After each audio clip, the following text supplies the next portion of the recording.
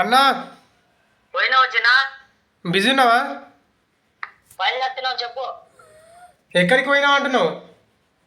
రంగారెడ్డి పోతానంటే కదరా. Cancel అయిపోయిందన్నా. Cameraman మస్తు hand ఇచ్చిండన్న. బాధపడుతూ ఇంట్లో కూర్చున్నా. బెల్టన్ లేకపోయా బిల్డర్నా? కెమెరా చేస్తాడు కదా.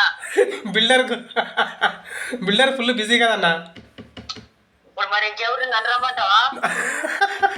నీకు నచ్చుంటే నేను వదులుకుంటాన్నా, పక్క తీసుకోవద్దు. నాకు రాదురా.